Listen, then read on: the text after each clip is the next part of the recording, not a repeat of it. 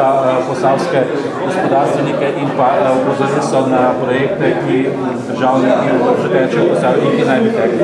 Kaj lahko še glede tega dodate? No, jaz mislim, da je sporočilo takšno, da je pozitivno. Skratka, projekti, ki so načrtovani, predvsem državni projekti, so taki, ki lahko vlivajo veliko pozitivizma v to regijo. Je pa res, da bo država preprosto morala začeti sprejemati odločitve o posameznih projektih, odločitve o tretji razvojni osi, o hidroelektrarnah, o nuklearni in tako naprej. Skratka, jaz za razliko od mnogih drugih regij v Sloveniji tukaj vidim veliko potencijala, tako da me ne skrbi. Za Posavje? Ne, za Posavje res ne. Prej ste tudi omenili, da je bil do zdaj kar nekakšen socializem, da so potrebne spremembe. Mislim, malo nerodna izjava, ampak kako bi jo lahko temeljili? Jaz sem dejal, da na delovno-pravni zakonodaji resnih sprememb do sedaj v samostojni državi pač ni bilo narejenih.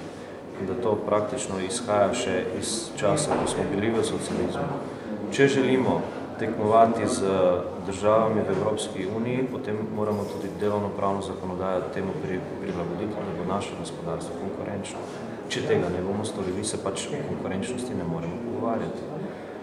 Seznam oziroma rangiranje, ki jih postavljajo mnoge inštitucije, so nas postavili za nedolgo tega na 51. mesto. In od lanskega leta smo ostali na 51. mestu. 4 evropske države so samo za nami. Torej, potrebno je zavihati rokave in nekaj spremeniti. Sicer bomo tukaj ostali. Jaz pa ne bi želel, da tu ostanemo. Omenili ste, da ni pomembna ne leva, ne desna vlada, da so pomembne spremembe. Točno to. Točno to. Glejte, jaz kot opozicijski poslanec sem podpiral spremembe, ki jih je predlagala prejšnja vlada, pokojninsko reformo. Meni je žal, da nismo takrat sprejeli, ker bi imeli danes en problem manj. To, kar ga pa bomo mogli zdaj sami spraviti skozi vseh problemih, ki tukaj gredo zraven. Od socialnega dialoga do procedur državnih zborov in tako naprej in tako dalje. In na koncu bo potrebno prepričati ljudi. Žal pa smo takšni, da bi seveda želeli spremembe na bolje, ne bi pa sprejeli nobenih sprememb. To ne bo šlo. Hvala lepa.